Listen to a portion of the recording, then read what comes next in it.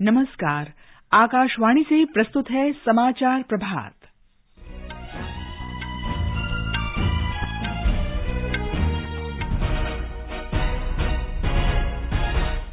केंद्रीय गृह मंत्री अमित शाह ने कहा, कई राज्यों की अंतर्राष्ट्रीय सीमाओं पर व्यापक विकास के लिए वाइब्रेंट विलेज प्रोग्राम के तहत लगभग 3000 गांवों की पहचान की गई है। वित्त मंत्री निर्मला सीतारामन ने वाशिंगटन डीसी में Peterson Institute of International Economics में समारोह को संबोधित किया। सभी सरकारी और निजी अस्पतालों में कोविड प्रबंधन की तैयारियों की समीक्षा के लिए राष्ट्रव्यापी मॉक ड्रिल आज भी जारी रहेगी। निर्वाचन आयोग ने आम आदमी पार्टी को राष्ट्रीय पार्टी का दर्जा दिया। तृणमूल कांग्रेस, भारतीय कम्युनिस्ट पार्टी और राष्ट्रवादी कांग्रेस पार्टी से राष्ट्रीय पार्टी का दर्जा समाप्त किया। बिहार के सरकारी स्कूलों में अब शिक्षकों की नियुक्ति आयोग के जरिए होगी। और आईपीएल क्रिकेट में लखनऊ सुपर जायंट्स ने बेंगलुरु में आखिरी गेंद के रोमांचक मुकाबले में रॉयल चैलेंजर्स बेंगलुरु को 1 विकेट से हराया।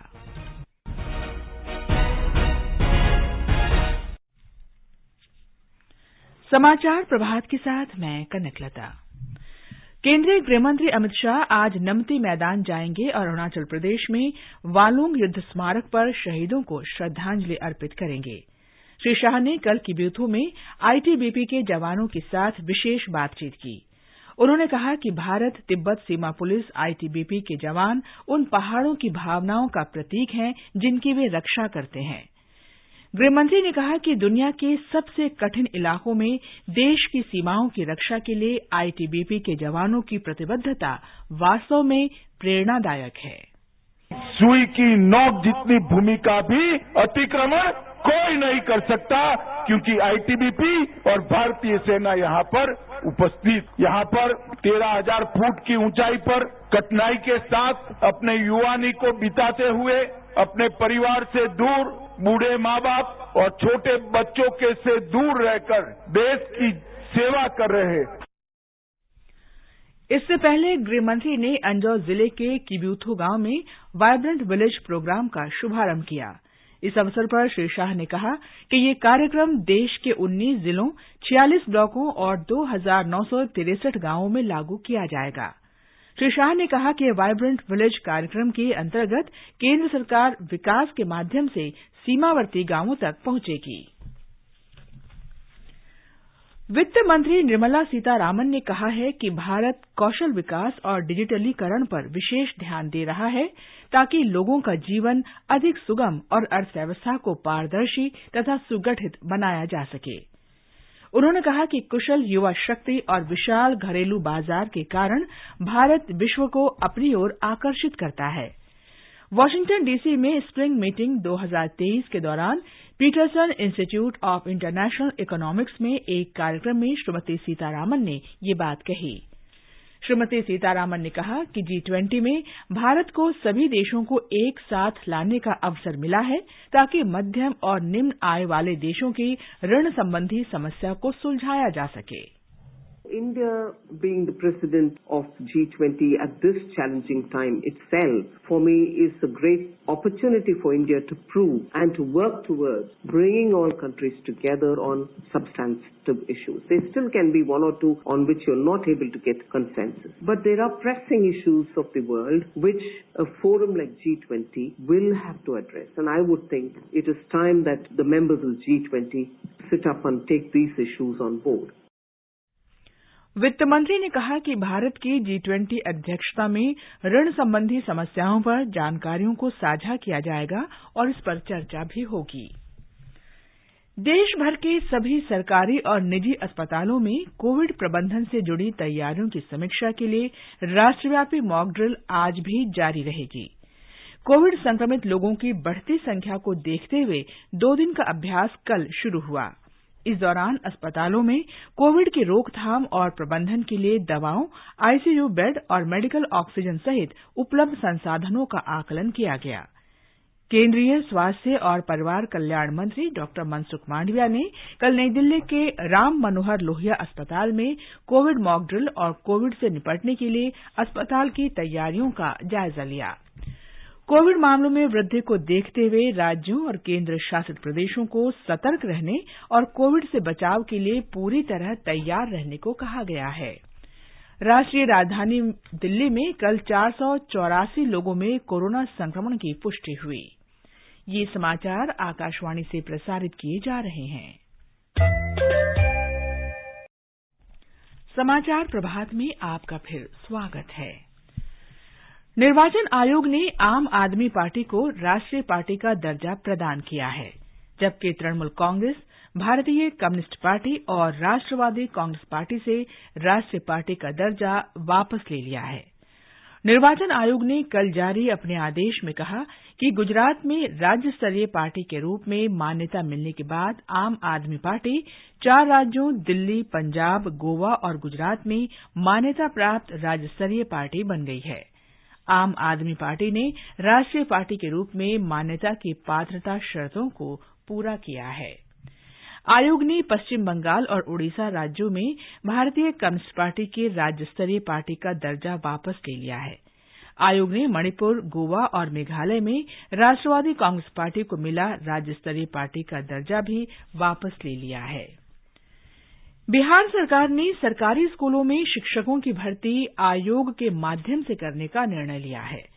मुख्यमंत्री नीतीश कुमार की अध्यक्षता में कल मंत्रिमंडल की बैठक में यह निर्णय लिया गया। वर्तमान में पंचायत, प्रखंड और जिला स्तर पर शिक्षकों की भर्तियां की जा रही हैं। मंत्रिमंडल के निर्णय के अनुसार नियुक्तियां संविदा के आधार पर नहीं की जाएंगी। संविदा पर नियुक्त शिक्षक अब आयोग द्वारा आयोजित प्रवेश परीक्षा को पास करके नियमित सरकारी शिक्षक बन सकते हैं। बिहार के उप मुख्यमंत्री तेजस्वी प्रसाद यादव ने कहा कि नई भर्ती के अंतर्गत 3 लाख शिक्षकों की नियुक्ति की जाएगी। अब सभी सरकारी स्कूलों के शिक्षक राज्य सरकार के कर्मचारी होंगे। उत्तर प्रदेश राज्य चुनाव आयोग ने नगर निकाय चुनावों के कार्यक्रम की घोषणा कर दी है। 760 सीटों के लिए चुनाव 2 चरणों में 4 मई और 11 मई को होंगे। मतगणना 13 मई को होगी। नगर निगम चुनाव अधिकारी कल अधिसूचना जारी करेंगे। नामांकन 17 अप्रैल से भरे जा सकेंगे। 18 अप्रैल को नामांकन पत्रों की जांच होगी और 20 अप्रैल तक नाम वापस लिए जा सकेंगे। कर्नाटक के मुख्य निर्वाचन कार्यालय ने 10 मई को होने वाले विधानसभा चुनाव के लिए मतदाताओं के नामांकन, चुनावी भागीदारी और मतदान में सुधार के लिए राज्य भर में घर घर जाकर व्यवस्थित मतदाता शिक्षा और चुनावी भागीदारी अभियान चलाया है। स्वीप नाम के इस अभियान के वरिष्ठ सलाहकार और मुख्य निर्वाचन अधिकारी वीएस वस्त्राद ने आकाशवाणी से बातचीत में मतदाताओं की भागीदारी बढ़ाने और उन्हें चुनाव के दिन मतदान के लिए प्रेरित करने के प्रयासों के बारे में बताया। Pilot projects in 2 assembly constituencies, followed by 43 assembly constituencies. We took great care and intensified house-to-house visit in all the 224 assembly constituencies and increased the enrollment of both youth and others.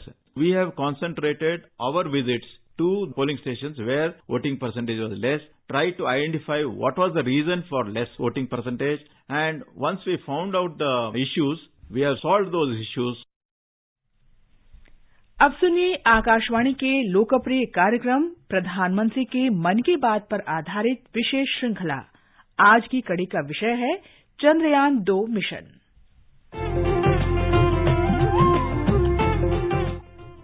लोग, आवाज और सीधा संवाद, यानी आपके हम सब के मन की बात। जी हां, ऐसे ही करोड़ों लोगों से जुड़ जाते हैं हमारे प्रधानमंत्री। हर महीने मन की बात प्रोग्राम के साथ आकाशवाणी पर ये सिलसिला इस महीने यानी अप्रैल में 100वीं कड़ी के साथ जारी रहेगा। इसी विशेष मौके पर मन की बात कार्यक्रम से प्रधानमंत्री के चुनिंदा संबोधनों को फिर प्रस्तुत किया जा रहा है। इस विशेष कार्यक्रम की 55वीं कड़ी में पेश है प्रधानमंत्री का चंद्रयान के संदर्भ में दिया गया संदेश, जिसमें वे कहते हैं हर हाल में हमें अपनी प्रतिभाओं पर भरोसा करना चाहिए। चंद्रयान 2 मिशन से भारतीय अंतरिक्ष कार्यक्रम को नए अनुभव मिले। उसके ऑर्बिटर अंतरिक्ष में काम करते रहे। भारत के लिए कामयाबी से कुछ कम नहीं रहा। प्रधानमंत्री ने इसके वैज्ञानिकों की प्रतिभा पर न सिर्फ भरोसा किया, बल्कि उन्हें भावी मिशन की कामयाबी के लिए उत्साहवर्धन किया। चंद्रयान की लॉन्चिंग के अगले हफ्ते 28 जुलाई 2019 के प्रसारित मन की बात कार्यक्रम में प्रधानमंत्री ने इसमें भी सकारात्मकता के नए सूत्र ढूंढ लिए। तब प्रधानमंत्री ने जो कहा वो अब प्रासंगिक है। अगर आप मुझसे पूछें कि चंद्रयान 2 से मुझे कौन सी 2 बड़ी सीख मिली, तो मैं कहूंगा ये 2 सीख हैं, फेथ और फियरलेसनेस, यानी विश्वास और निर्भीकता। हमें अपने टैलेंट्स और कैपेसिटीज पर भरोसा होना चाहिए, अपनी प्रतिभा और क्षमता पर विश्वास करना चाहिए। आपको ये जानकर खुशी होगी कि चंद्रयान 2 पूरी तरह से भारतीय रंग में ढला है। यह हार्ट एंड स्पिरिट से भारतीय है, पूरी तरह से एक स्वदेशी मिशन है।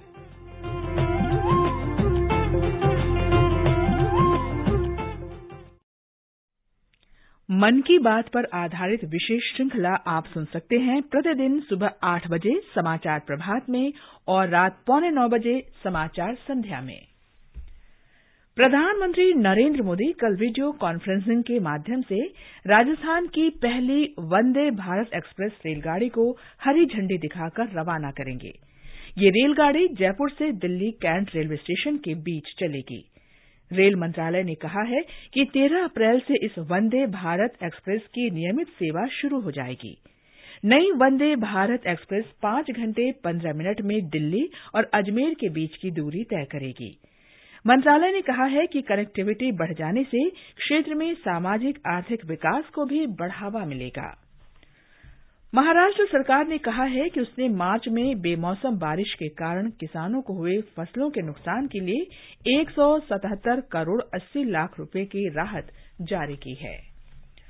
आईपीएल क्रिकेट में बंगलुरु के एम चिन्नास्वामी स्टेडियम में लखनऊ सुपर जायंट्स ने रॉयल चैलेंजर्स बैंगलोर को 1 विकेट से हरा दिया। लखनऊ ने 213 रन के लक्ष्य को 20 ओवर में 9 विकेट खोकर हासिल कर लिया। प्रतियोगिता में आज दिल्ली में दिल्ली कैपिटल्स का मुकाबला मुंबई इंडियंस से होगा। ये मैच शाम 7:30 बजे से खेला जाएगा। ये समाचार हमारी वेबसाइट newsonair.gov.in/hindi पर भी उपलब्ध हैं।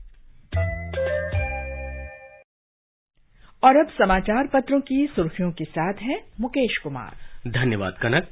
अरुणाचल प्रदेश के दौरे में गृहमंत्री अमित शाह का बयान आज के अनेक अखबारों की पहली सुर्खी है। जनसत्ता लिखता है कि किबिथु में गृहमंत्री ने उठाई क्षेत्रीय अखंडता की बात, कहा हमारी 1 इंच भूमि भी कोई नहीं ले सकता। पंजाब केसरी ने इसे शाह का चीन को कड़ा संदेश बताया है।